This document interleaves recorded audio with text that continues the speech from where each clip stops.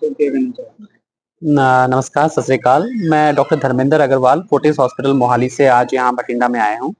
आज मैं आपको रोबोटिक सर्जरी के बारे में कुछ नई टेक्नीक के बारे में मेंशन करना चाहूँगा।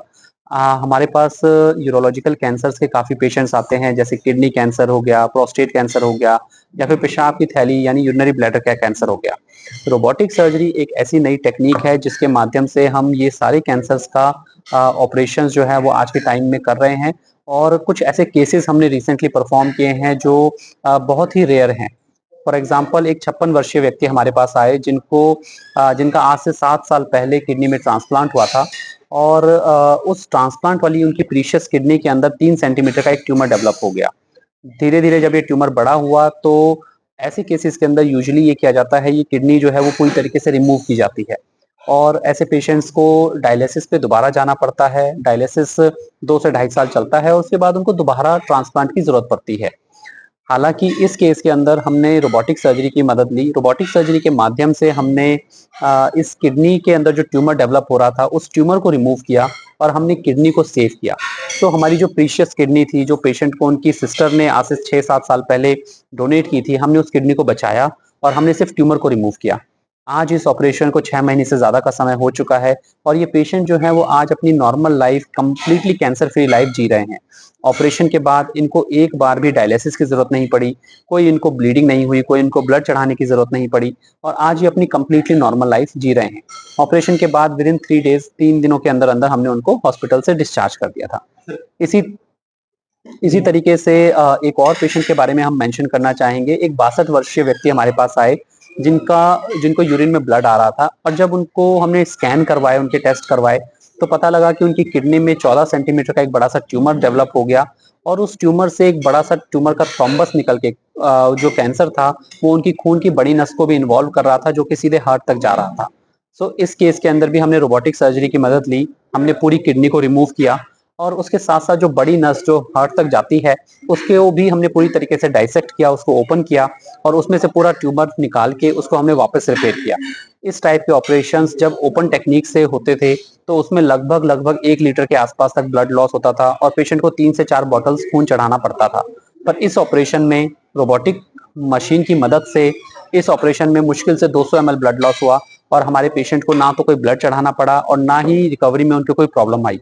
आज वो भी अपनी completely cancer free life operation के बाद जी रहे हैं और ऑपरेशन के विदिन 3 डेज़ 3 दिनों के अंदर हमने उनको भी हॉस्पिटल से डिस्चार्ज कर दिया था।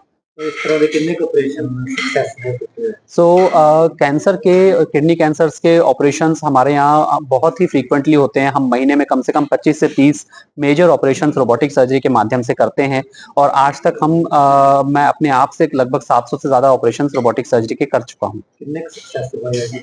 लगभग सभी ऑपरेशन सक्सेसफुल हैं। कैंसर एक ऐसी बीमारी है जिसमें हमारा जो ट्रीटमेंट है वो सिर्फ कैंसर के एक ऑपरेशन तक लिमिट नहीं होता। कई केसेस में हमें स्टेज के हिसाब से फर्दर कीमोथेरेपी या रेडिएशन या बाकी ट्रीटमेंट भी देना पड़ता है। बट जो सक्सेस रेट है ऑपरेशन का जो सक्सेस रेट है वो लगभग 99 से 100% के आसपास ही है। तो खर्चा कितना आ जाता है? रोबोटिक सर्जरी में हमारा जो कॉस्ट है वो नॉर्मल सर्जरी के मुकाबले 1 से 1.5 लाख एक्स्ट्रा आता है। अगर हम बात करें इतने मेजर कॉम्प्लेक्स किडनी कैंसर के केसेस की, तो उसमें टोटल खर्चा लगभग 5 से साढ़े 5 लाख रुपए के आसपास पेशेंट के लिए आता है। लेकिन ये जो ऑपरेशंस हैं ये एक तरीके से अपने आप में कंप्लीट ट्रीटमेंट की तरह हैं। इस ट्रीटमेंट के बाद मैक्सिमम केसेस में हमें किसी फर्दर कीमोथेरेपी या रेडिएशन या और किसी दवाई या ट्रीटमेंट की ज़रूरत नहीं पड़ती।